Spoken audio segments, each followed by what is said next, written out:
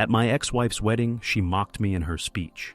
If you ever need someone to babysit your sad life, my ex-husband's available 24/7. The guests laughed until her new husband walked up with a mic, and what he said made the room go silent. Chapter 1. The Wedding Roast. Weddings are supposed to be sacred, not this one. The chandeliers sparkled like crystal ghosts above us. The room soaked in champagne and smug smiles. My ex-wife Alina stood on the stage, microphone in hand, wearing a white dress like she hadn't worn one already 7 years ago at our wedding. I stood near the back of the ballroom, dressed in a plain suit, out of place among tuxedos and diamonds. I wasn't invited, of course, but her new husband, Marcus, had personally asked me to come. It would mean a lot, he said, with a strange gleam in his eye. We want peace. Foolishly, I believed him. Now I knew why he insisted. Alina's voice rang through the room. And to my ex-husband, she said, with a sickly sweet smile, turning to face me, I want to thank you for being so consistently unimpressive. The guests chuckled. She wasn't done. In fact, she continued, laughing with a few bridesmaids, if anyone here ever needs someone to babysit their sad life, he's available 24/7. Just pay him and pity an old pizza. The laughter roared. Champagne glasses clinked. People clapped. Even her mother grinned. I didn't move. I just smiled politely and waited. Because this wasn't her wedding. It was her trial. And the verdict was about to be delivered by someone she never expected. Her new husband, Marcus. Chapter 2. The Groom's Confession. The room was still buzzing from her roast. Alina took a theatrical bow. Soaking in the laughter, her bridesmaids beamed like they were on a reality show. Even the DJ chuckled as he queued up the next track. That's when Marcus, the groom, stood calmly, no smile. He held up his hand, asking for the microphone, and something in the air shifted. People noticed. He wasn't grinning, he wasn't clapping, he wasn't playing along. Alina turned toward him, confused. "Babe," she said, half laughing. "You okay?" He took the mic slowly. His voice was calm, controlled.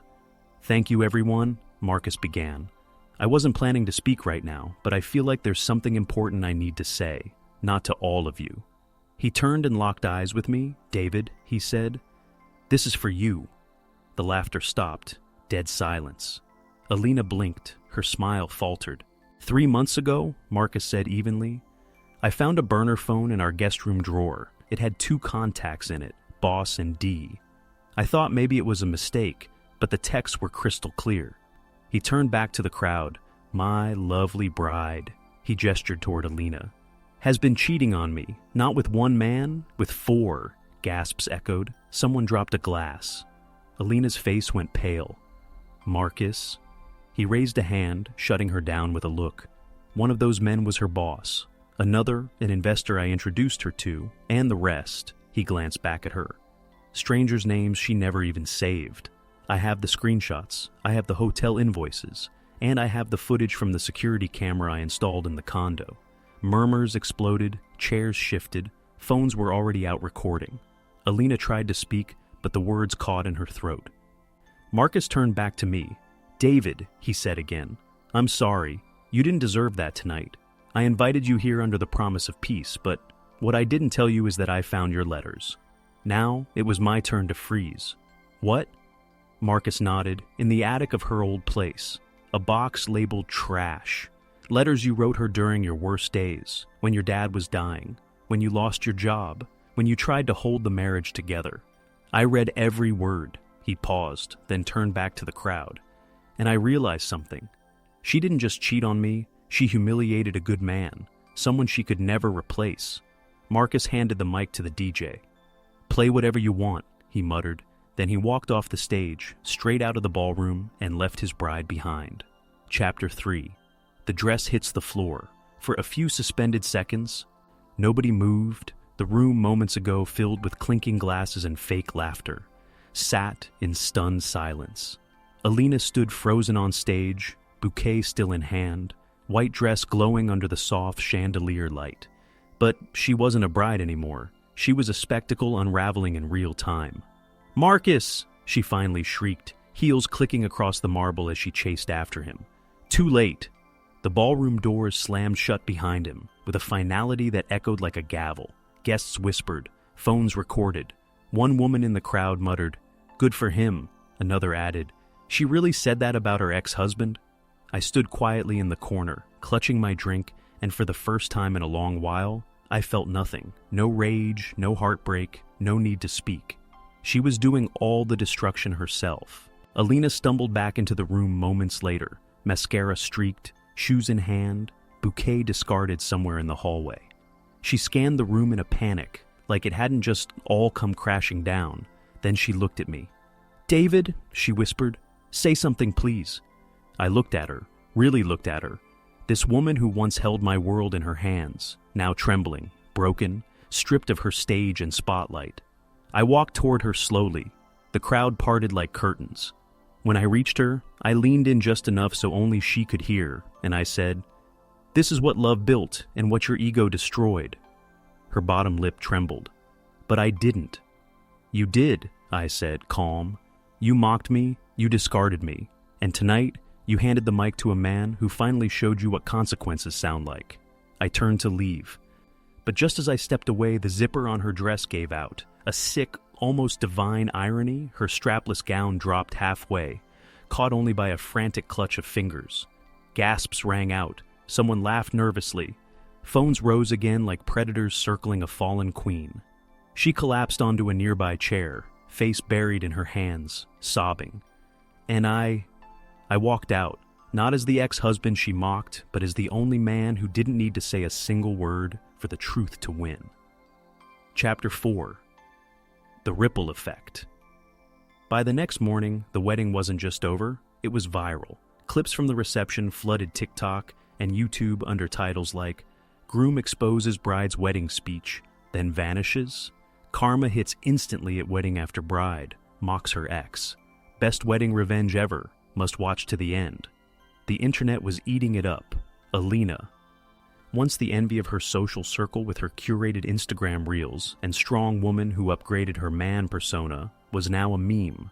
The moment her dress slipped, the moment her new husband exposed her lies, the tears, the scream, the slow collapse into chaos. It was all there, looping on screens across the world, the apology parade. I didn't expect the messages, but they came anyway. "David, I didn't mean it like that. Please, people are bullying me online. I can't sleep. I made a mistake. Can we talk?" From Alina, from her friends who once ignored me at parties.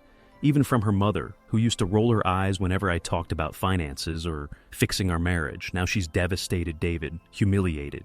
She lost everything. I didn't reply, not to them, not even to Marcus. But then he called, the groom calls the ex. "Hey David," Marcus said. His voice was calm, level, nothing like the polished man I remembered from their engagement photos. "I just wanted to say, I'm sorry, I knew bits and pieces, but when I read the messages on her old phone, the things she said about you, even while married, I couldn't go through with it. She lied to me too." There was a pause, then he said something that hit harder than I expected. "I didn't leave her because of the past. I left her because I saw what she does when she thinks someone is beneath her. And I knew one day that would be me too." We didn't talk long, no dramatic closure, just two men broken by the same woman, finally free of her spell.